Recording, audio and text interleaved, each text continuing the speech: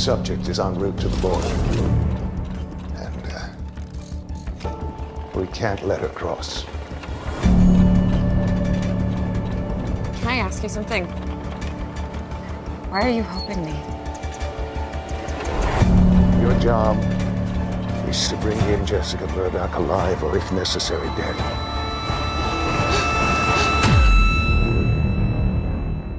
Hi, Hayley and Sonya. How are you doing? Nice to see you. Nice to speak to you. Good, Likewise. likewise. Jinx. Yeah, same greetings from me. Thank you for sparing us some time. First of all, I'm assuming I speak for Howard as well. I really enjoyed the movie. I loved it. 100%, So yeah. well done, guys. Tremendous performances. After the movie played at Fright Fest in London last year, an interviewer summed it up as being like Cronenberg meets North by Northwest. So I was just wondering what your immediate reactions were after reading the script. Well, those are some big shoes. I'm thrilled to bits to be mentioned in the same breath as either of those maestros. Yeah, I mean, I read it and couldn't get over what a wonderful two-handed character movie it was.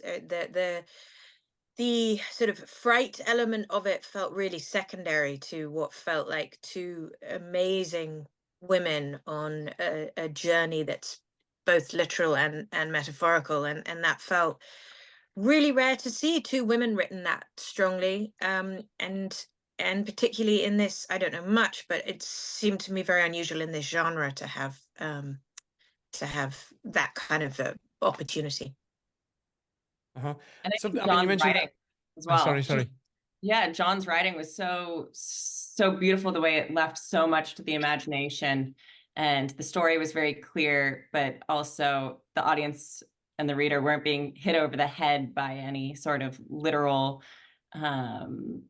representation of the message that he was trying to get across. So I think a lot was left up to the actors to interpret how we wanted to play these roles, as well as how the audience perceives the characters and the story at large. It's you can kind of get out of it so many different things. Exactly. I mean, that segues right into my next question, which is, I mean, the both of you are kind of in a similar situation. The fact that Sonya, you're suffering with the early stages of ALS, and then of course the other character, without giving too much away, is in a kind of situation where she wants to live a life, but there's something that is kind of going to preventing her from being able to do that. So you're both kind of in a similar situation, which really kind of, because you're at both ends of the story, both sides of the story, but you're both kind of in the same kind of circumstances. And you said there that you wanted to kind of interpret the story yourself in a way. In a way, I'm curious the kind of conversations that the both of you had before filming before getting on set, because I understand. I think Ashley told me that you actually filmed the last scene first, which is kind of like the real crucial relationship between the two of you, no? Well, to be honest, we didn't have any conversations at No. all. Hayley and I met on set, yeah. and it was just, just such a delight to get to work with Hayley. I mean, I wish we'd had more scenes together, and it was such a treat to get to hang out. But I feel like we snatched every moment we had. We didn't get to talk that much about it, and in some ways I kind of love that, because it meant that watching the movie was such a surprise and such a treat, and so fun to see where we'd both made a similar choice or not, or where we deviated. And then John has masterfully edited this thing in order to, I think, capture overlaps or similarities, and as well as distinctions. So we didn't get to confer much at all. At all. And have you done afterwards? Have you done it afterwards? Did you get the chance to kind of speak and say? A bit of a debrief. A bit A of a little bit. debrief we had afterwards, yes. But I mean, I haven't really. This is the first time I've seen Hayley. Hi, Hey. in months, Ages. years. Right. Yeah. So that's really interesting that you kind of didn't meet beforehand, because one of the things that I was wondering is that you're starting at the end, and you both have such huge emotional journeys to get to that point. How do you prepare for such a climactic scene when, you know, ideally you would have liked to have shot something else to maybe have got in the mood? What did you do to kind of really get ready for it? It wasn't right at the very, very beginning. We had done some scenes, or I had done some It scenes. was my Hayley, first day. it was your first day. Yeah. That's right, That's then. where It was your we're first day. coming from. That's right. So you should answer this question, not me.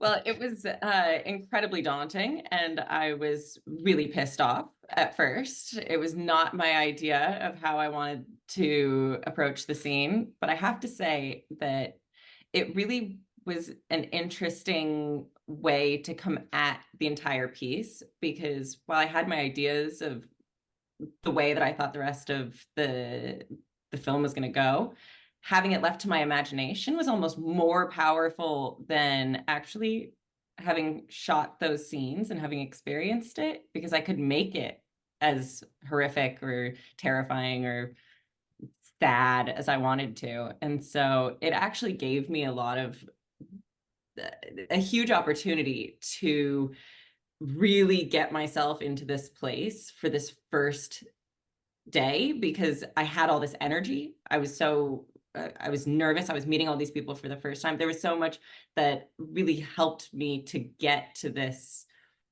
huge peak of emotion that, you know, maybe I would have lost some steam if I had shot all these other sequences first. Then, yeah, I think it might have been a bigger challenge, actually, in a weird way. Whereas this was my own creation in my head, how I got there.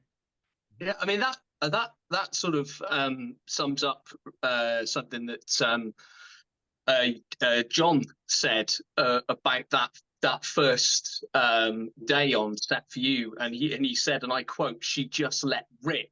So obviously that kind of anxiety, and I think there was something like a ridiculously long drive to get there as well, wasn't there? So there's that anticipation of having to do it as well. So it's all pent up into that ball, and it works wonderfully well. Well done. Thank you. Yeah, I felt like I had a lot of time to prepare, and yeah, it was quite the experience. That day will go down in history for me. One scene that went down in history for me that really brought a tear to my eye, actually, is when Sonya, you share time with the care worker, with your caregiver, and also someone who's in the later stages of the same situation as you, that was really, really, was that all scripted? Because it felt really so sincere, and as if you were kind of just literally zooming with these two people. It hit so hard. How much did you prepare for that? I mean, it must have been really hard to do that scene, no? You're honing in on something that's very meaningful to me, which is that scene is with Lisa Cross, who is an ALS sufferer, and so that was me. It was completely scripted, but that is me talking to Lisa, who had the grace and the wherewithal to share her experience with me off camera as well, so that I could attempt to get some of the, you know, symptoms of ALS in some way that felt, you know, appropriate and relevant, which I mattered to me enormously to get that right. And I was and am just so humbled and grateful that Lisa was willing to just share herself, and with such good humor, and then with such grace, and then to get to do the scene with her. It was a very moving moment for me. In fact, it was so moving that I had to remember that Elsa isn't as moved by it as I am. That I had to actually have the experience and then cover it quite a lot, because Elsa can't be as vulnerable to it as I, Sonya, am. So that was another level to sort of work with.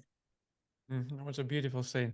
But listen, they're just giving us the 1 minute to wrap. So I mean, just before I finished, because that you said that hit you so hard, I really recommend, if you haven't read a book, it's called Elena Knows by Clara Pignone. It's a very similar kind of story about a woman going through Parkinson's disease, and she's got a kind of go on a search for something that happened to her daughter. So she's kind of doing the same kind of thing as you, but suffering with Parkinson's, and it's very Oh, very good. interesting. Remind me to say the title again. Yeah, sure. It's called Elena Knows by Claudia Pinheiro. It's originally in Spanish, but there's an English version of it available. Yeah, Right. I think Oh, you speak wow. Spanish anyway, no? So you can read I the do. original. I'm huh? bilingual. Yeah. But yeah, that's a little. I'll go English for ease. It's Yeah. fantastic. It's a fantastic book. There's a film version on Netflix as well of that as well, which is Oh, very great. good also. Yeah. Good Anyway, to know, listen. thank you. Time for the wrap. So listen, thank you so much for your time. Congratulations on the movie. It's fantastic. And I hope everyone Thank you. enjoys it just as much as we did. And I hope Thank to you. get to speak to you again sometime soon. Thank you. Right, thank you both. Thank All you, right. Take Hayley. care of yourselves. Have a good day. Sonya. Take care then. Bye You now. too. Bye. Cheers. Bye, guys. Thank you. You can't run from this.